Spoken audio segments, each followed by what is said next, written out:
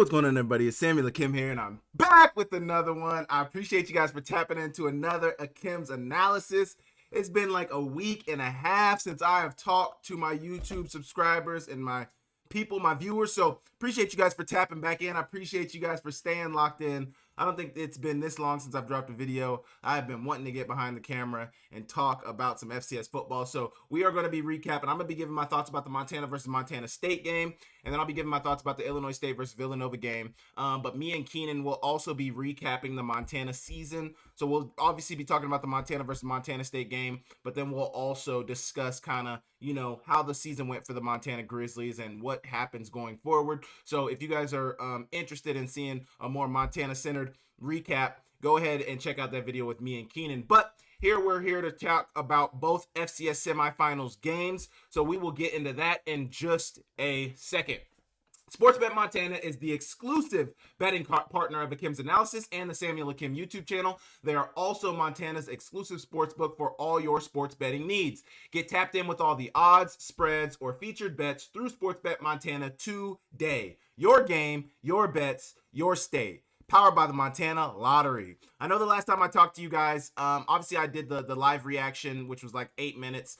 To give my brief thoughts, but now I'm here to give my more broad thoughts about the games and what took place. But I know last time I talked to you guys, I was dealing with power issues and, all the things. I was about to go on a trip, so, everything was kind of up in the air. But I'm here now, got my notes, I got everything I need, and we're going to talk about both games. So make sure you guys hit the like, make sure you guys hit the subscribe button. Please make sure you guys leave me a comment down below, and we will get straight into it. Okay, Montana versus Montana State. What a phenomenal game. I think the game was better than what the final score showed, but I do think that the better team, it shows. If you lose to the same team twice in one season, they are the better team. Montana State is the better team right now. They're 16-0 in the last 2 seasons in Big Sky play. They've went back-to-back years to the national championship. They've been to a ton of semifinals. I don't have all the official numbers of how many semifinals they've been to in the last 5-6 years, but it's been a ton, and they've been in the spotlight for a minute now. Brent Vigen has done a phenomenal job. It all started with Jeff Cho, and now you see where the Bobcats are at.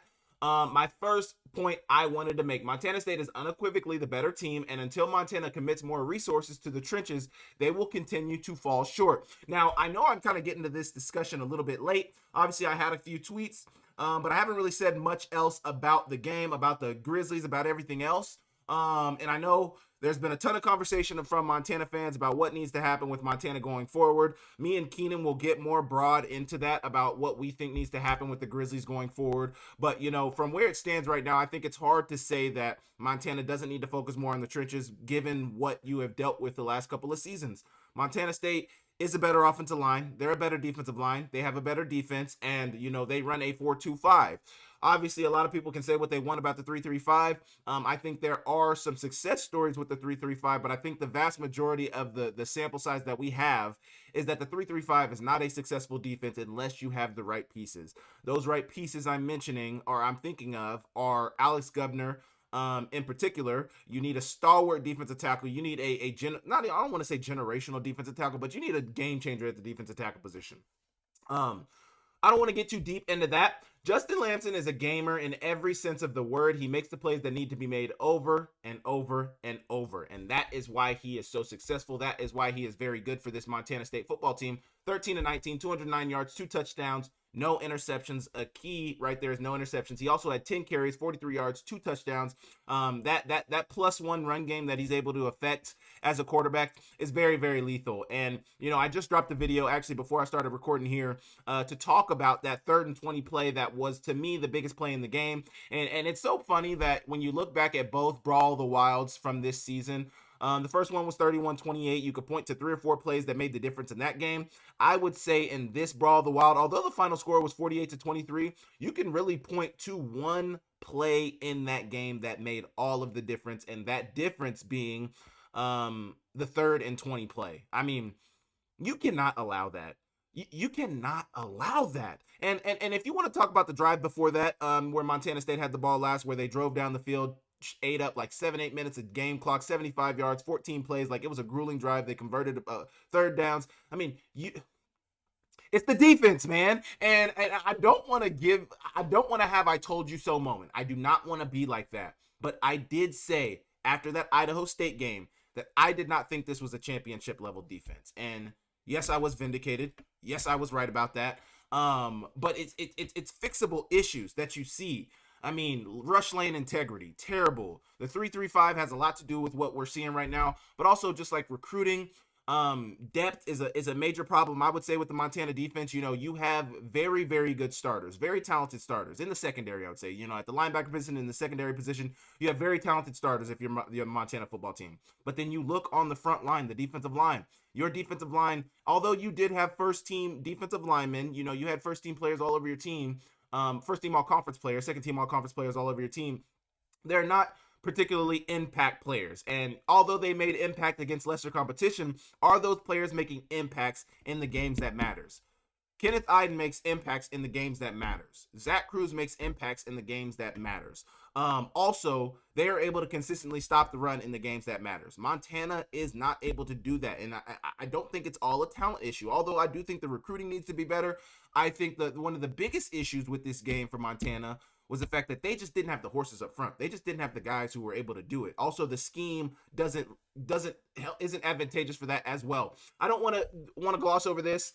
Adam Jones, man, what a phenomenal season he's had. And I remember early on in the season, I was talking about, Adam Jones seems to have taken a step back. You know, at that time, the offensive line was still trying to gel together. His versatility for this offense has been phenomenal. 16 carries, 131 yards, 2 touchdowns, 8.2 yards a carry, a long touchdown, or I don't even know if it's a touchdown, but a long run of 54 yards. But he has been phenomenal, man. He has been absolutely phenomenal. And you see him speaking in the locker room. This kid, I believe, if I'm not mistaken, is a redshirt sophomore and is a leader on this team as a redshirt sophomore, a captain on this team, a sophomore. Yes, a redshirt sophomore. He's a captain. He's a leader. He's an impact player. He's a Montana guy. This matters to Adam Jones, and do not let that go. Don't let that go unnoticed. Don't let that go slide under the radar. The impact of players like Adam Jones on a team, on this Montana State team, is incredible because, they don't have a lot of seniors on this team. Montana had a ton of seniors on their team. The Montana State team is a younger team, which is also honestly crazy that they're here given how young they are, which also speaks to what Brent Vigen has been able to do, what that staff at Montana State has been able to do. It's been phenomenal, man. But Adam Jones has been absolutely incredible. I talked early on in the season, like I was just saying, that, he had looked like he had taken a step back, but maybe teams were just keying in on him. Maybe it was the offensive line like I spoke about. But more than anything, I just think, it just takes time. Sometimes it's not going to pop early. But when you have a player like that, who is consistent, who can do so many things, and that's what I love about Adam Jones' game so much, man. Pass protection, check. Run game, check. In between the tackles, outside of the tackles, check. In the passing game, he is their pass catching running back. He is the guy. When you want a third down play, when you're drawing up a receiver, when you got to shift the running back out to the receiver position, Adam Jones is that guy. Phenomenal hands, soft hands. He trusts his hands. He looks like it's easy for him to catch the ball. He's just so phenomenal. I'm just such a big fan of him. He's had a really good season and even better in the playoffs. He has been a big help for them in the playoffs. Obviously, Julius Davis is going to do what he's going to do, but Adam Jones has been so good in this playoffs run, man. I can't say enough about him. Taco Dowler, man. Taco Dowler. I just dropped the video, a short, it was like 2 minutes long, talking about the 3rd and 20 play that Montana State converted that ultimately was the biggest play in the game. The play that Taco Dowler made on that particular play was absolutely phenomenal, man. Justin Lamson pushes up in the pocket. Right before that, you can see Taco Dowler give him his eyes. And you could see, he's like, oh, I see him breaking out of the pocket. He's not ready to throw. Well, let me get into a more advantageous position for him to where he's ready to throw, and I'm open for him. Taco Dowler literally breaks off his route. I don't even think he was running a deep cross. He hadn't even made it all the way across the field. He had barely just crossed the safety's face, and he was running into that other corner. Right as that happens, he sees Justin Lamson. He literally bows back across the middle of the field, and there's a lot of traffic in there. There's safeties in there. There's corner on the backside over there. There might be some linebackers in there that could get a hit on him. Really, it's really just the defensive backs.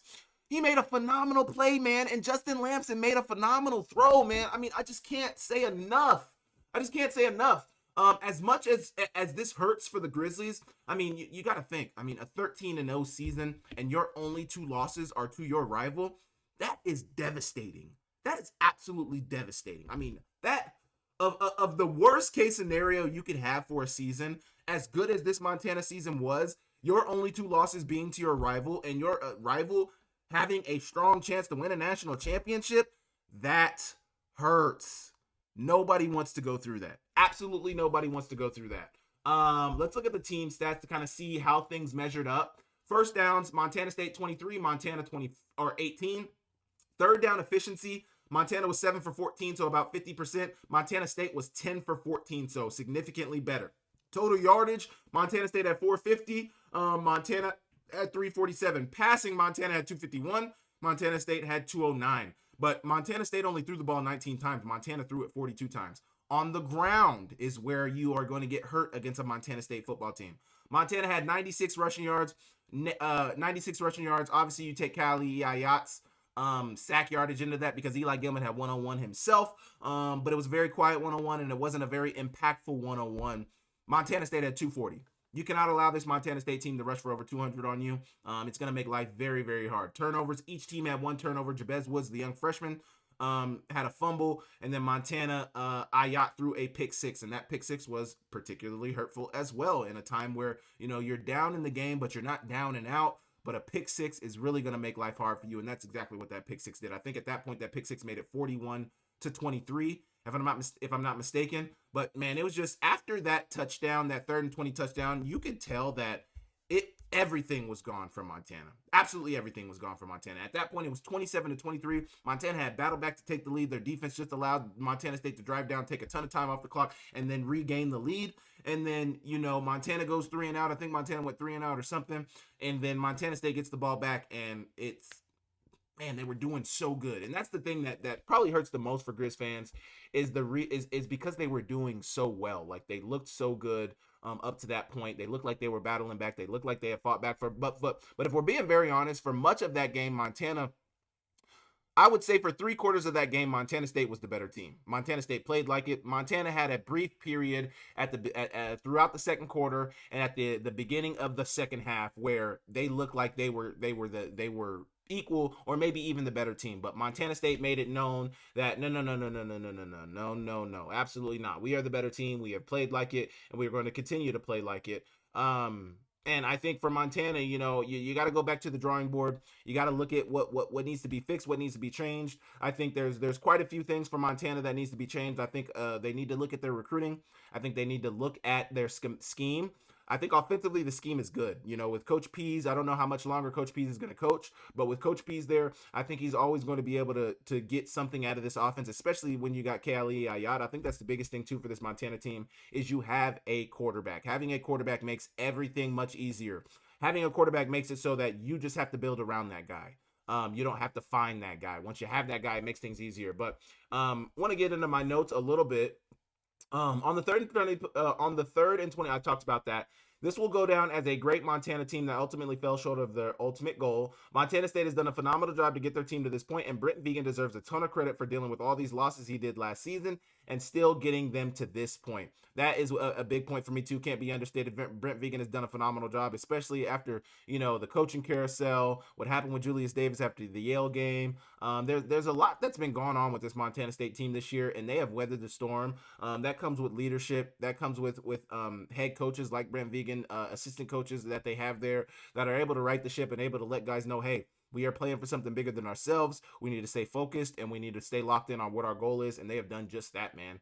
Montana fans and pundits have been talking about what Montana needs to do to improve, and it's pretty simple. They need to get back to dominating into the trenches as they have in the past. Montana needs to ditch the 3-3-5 defense. For the vast majority of Hauck 2.0, it has been a terrible defensive scheme. They also have not recruited to make it advantageous as possible for their players. I think it's hard to find an Alex Governor. That's why you can't recruit well enough to make the 3-3-5 make sense. When you have an Alex Governor, that makes all the difference. When you have a game wrecker in the middle who double team doesn't matter, a one-on-one block is laughable. It's gonna make life hard. When you don't have that guy, although the final score showed a blowout, I thought it was a better game than the final score showed. I do believe that. Eli Gilman had 100 yards in this game, but then with them being down for much of this game, his input wasn't very impactful. The injury to Brooks Davis was pretty hurtful for the Montana offense as well. The hip drop tackle is detrimental for any player, and yeah, that hurts. There was another third down where Micah Harper got a targeting call. It was targeting. It's just a hard play, especially on a third down. You're gonna get off the field and they get a first down. That hurts as well. I think overall, this just boils down to Montana running into a Montana State team that is determined to leave a legacy. I think that's a big point for me. This Montana State team has been on a mission.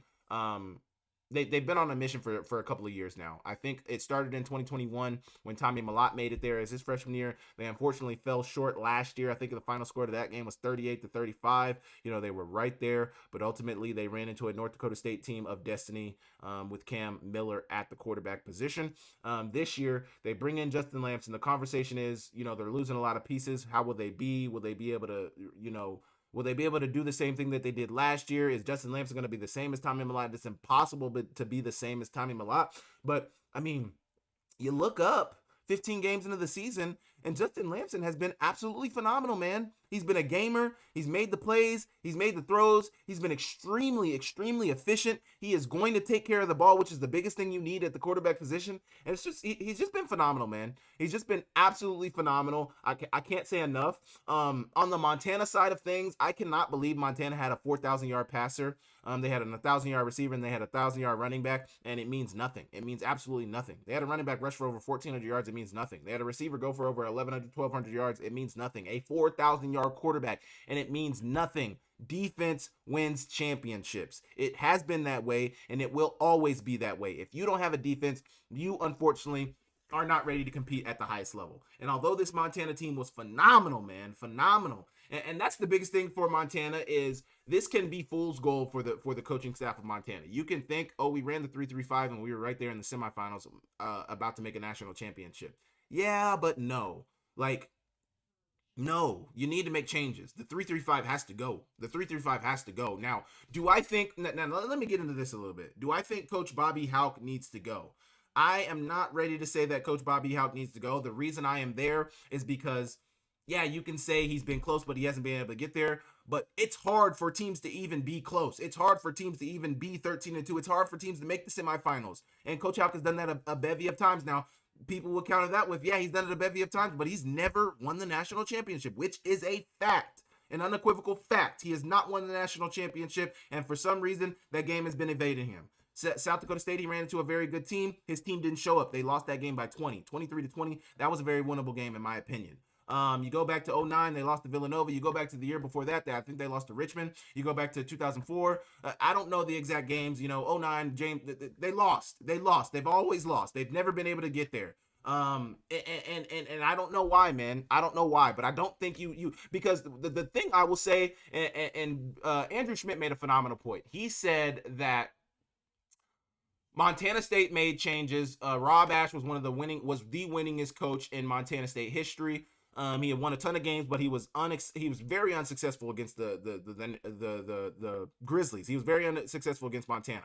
And that ultimately, I think he had one down season and then he got fired. And he was the winningest coach in Montana State history. Why would they do that? Well, they've been building and building. Jeff Choate came in, made some changes, did some things. They had Brent Vegan come in, and now look at where they are. They're one game away from winning a national championship. And I think a lot of people look at that and they say, although, yes, you may not find the same success as you have with Hauck with a new coach, but you make the change now in hopes that you are going to build to what you see at Montana State right now, which I can't 100% disagree with, but I also would caution that and say that, Montana has been, well, I'm tripping over my words because Montana's been successful, but they have not won a ton of Big Sky championships, and they have not won a national championship. And that is ultimately the bar at Montana. You win a natty, you win the Big Sky championship, and you beat the neighbors. That is what you have to do. You need to do that. And Montana has not done that at a high level. I mean, it's just a fact, man. It's just a fact. So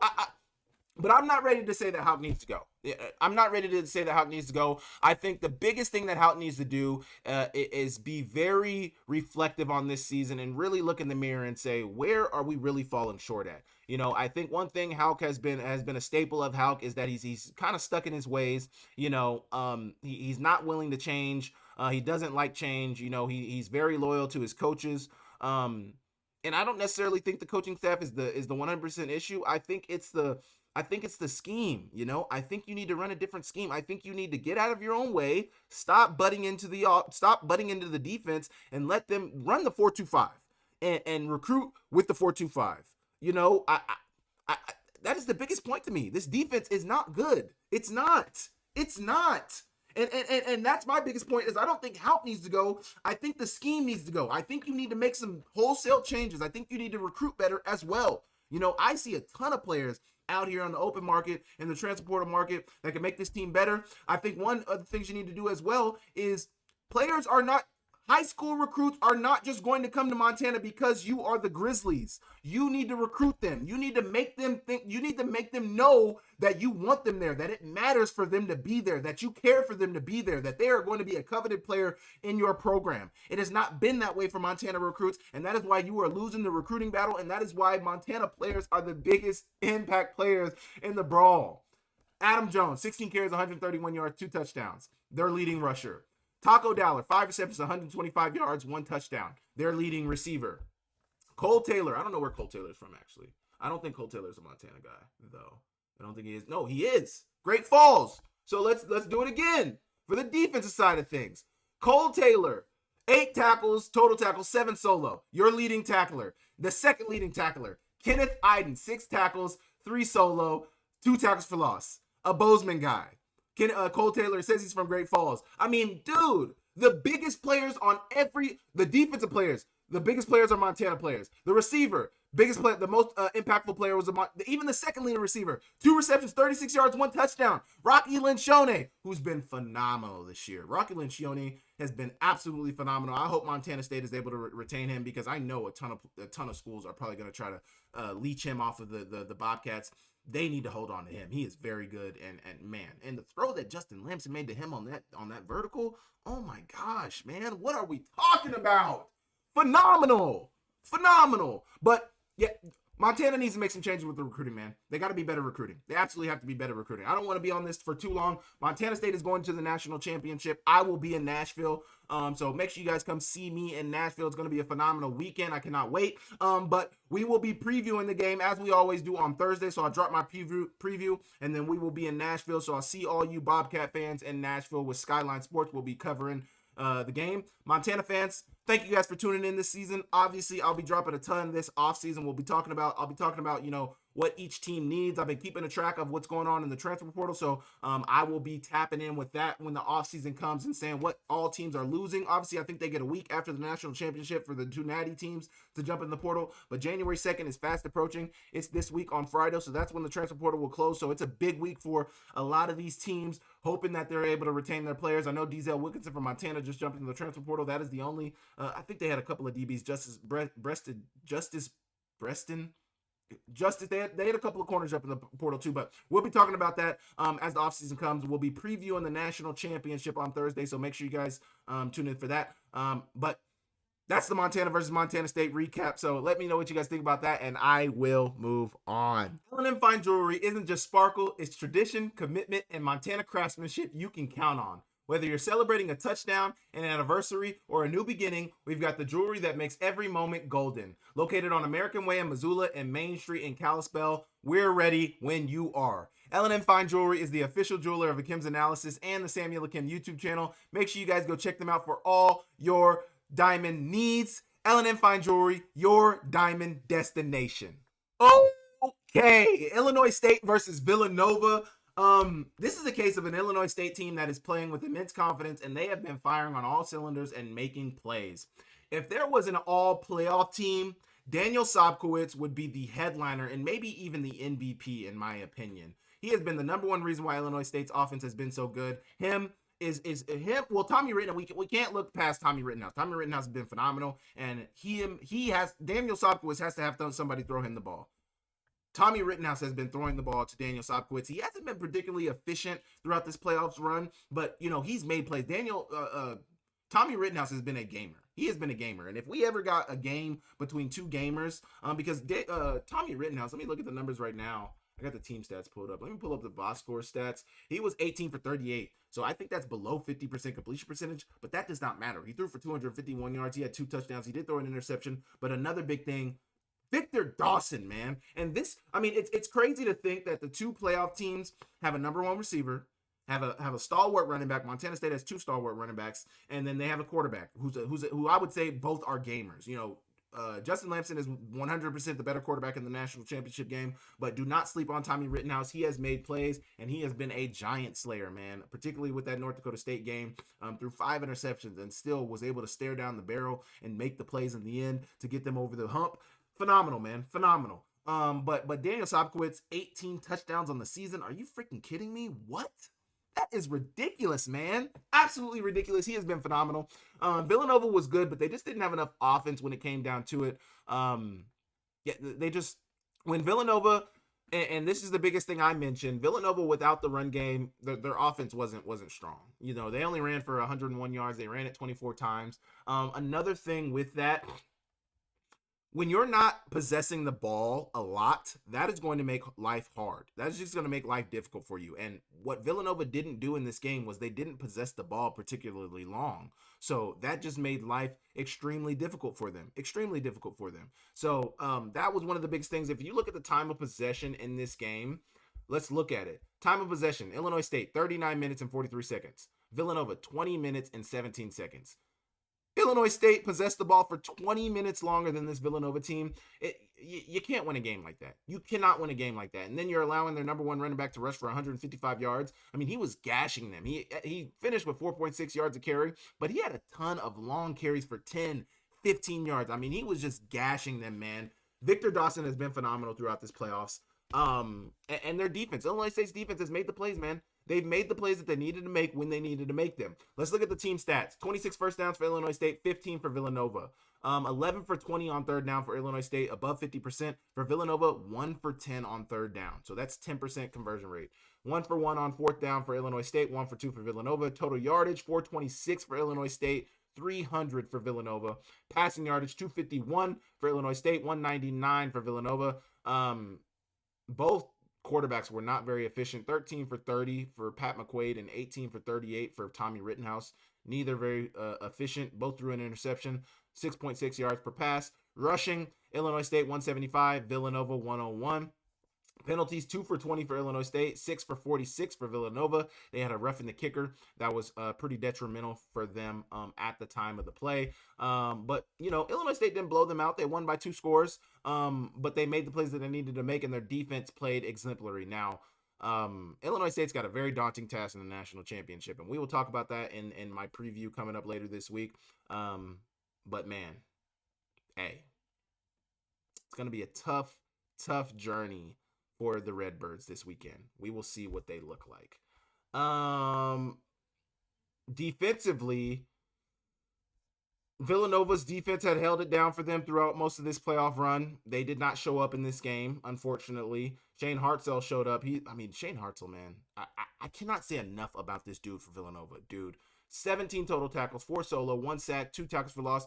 Mind you, he leads them in tackles, he leads them in sacks, and he leads them in tackles for loss. He's an All-American. He's one of the best linebackers, if not the best linebacker in FCS college football. He's been phenomenal, man. He's been absolutely phenomenal. Absolutely phenomenal. Big reason why they're here, why they were in the semifinals. But, you know, Illinois State is 12-4, which is crazy to think, because I think when they started this playoff run, they were 8-4. And to win 4 straight, all on the road, I mean, man, the head coach of Illinois State, Coach Spack, deserves a ton of credit. Every coach at Illinois State deserves a ton of credit. To get this team where they are, to have them playing the way they're playing, to have them in the national championship, I mean, dude, I can't say enough. It's phenomenal. They've been phenomenal. Now, they have been good. They have beat the teams that they needed to beat. But where does that leave them against a Montana State team? I don't know. Now, this is the team that beat North Dakota State. So if there's any team that is going to be a giant slayer, is not going to be afraid of the moment. And that is the biggest thing about this Illinois State team. They are absolutely unfazed by the moment. They are unfazed by the moment. They are unfazed by mistakes. They are unfazed by adversity. I mean, they just stare down the barrel and they're like, we're coming. And we're going to continue to come. We're going to continue to come at you. We're going to continue to fire off the ball. We're going to continue to make plays. We're going to continue. It doesn't matter. 3 interceptions, 5 interceptions, 6 turnovers. It doesn't matter. We are going to play until we hear that buzzer sound, until we see the clock say 0, 0, 0. We are going to play ball at the highest level. And they've been phenomenal. What a run. I already mentioned that Tommy Rittenhouse has been everything he needs to be for the Redbirds throughout this playoff run. He hasn't been particularly efficient all the time, like in this game, but he has made the plays when he needs to. Victor Dawson talked about him. The ISU defense is making plays and making life hard on opponents, and they did the same in this game against Villanova. I talked about the time of possession discrepancy, and then I looked at the stats, and, Victor Dawson, phenomenal game. Daniel Sopkowitz, 7 receptions, 97 yards, 2 touchdowns, 13.9 yards a catch. Seth Glatz had 1 reception for 68 yards. I mean, it's not really about the stats for this Illinois State team, in my opinion. I think this team, it's more just about, them. It's more about them. Sorry, I just dropped my seat down. Now I look shorter. But it's about Illinois State. It's about their mentality. It's about their confidence. I just don't think right now the way Illinois State is playing, now it just takes one team to prove them wrong. But I think the way Illinois State is playing right now, they just don't. I think with the confidence they're playing with, they don't feel like they can lose. I mean, when you see a team playing the way they're playing, after you beat the number 1 team in the country, a juggernaut, really a David and Goliath type situation, who else is going to beat us? That was the number 1 seed. That was the number 1 team in the country. And that is the biggest thing I've been saying in my previews when talking about this Illinois State team is like, we beat the best team in the bracket. We beat the best team wire to wire in FCS football from the start of the season to the last game of the season. They were the number 1 team in the country, and we beat them. They beat us, but we beat them when it mattered most. Who is going to stop us? I mean, that would be my mindset as a player.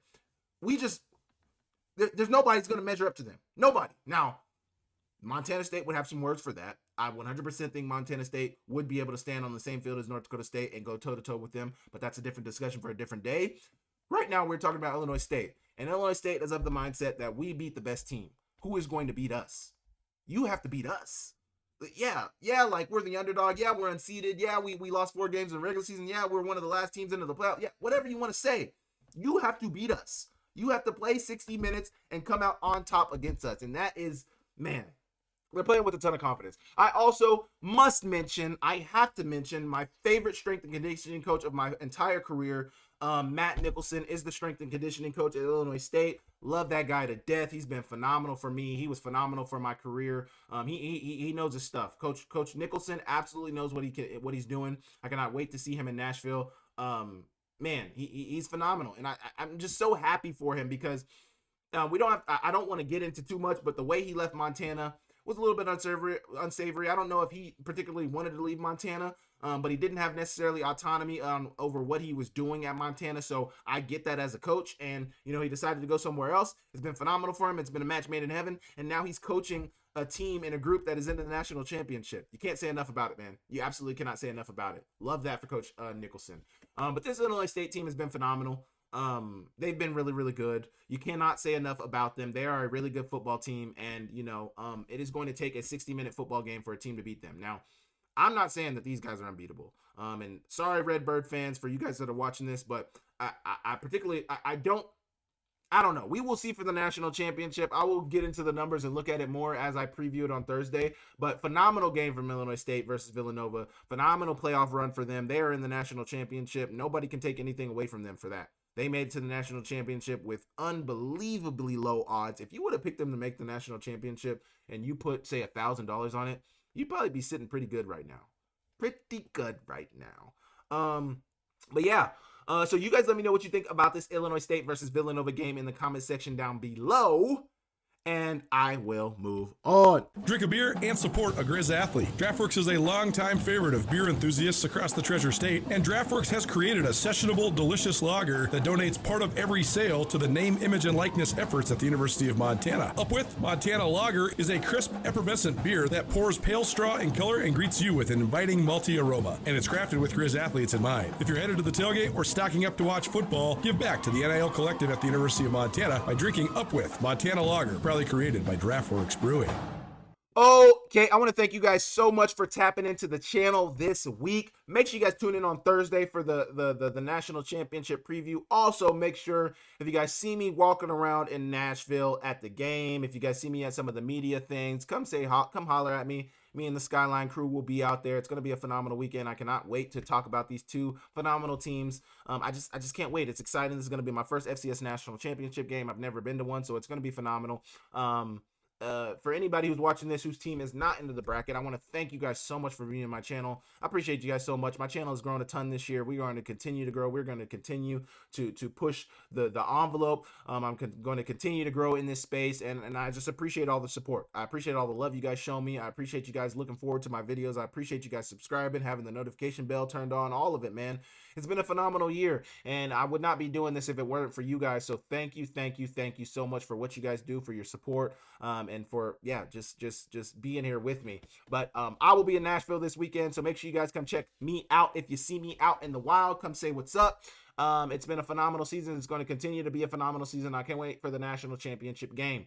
I'm trying to think if I have anything else. I don't really have anything else. If I do, I will talk about it on Thursday. But thank you guys so much for talking it out and chatting with me, and I will catch you guys next time. See you later.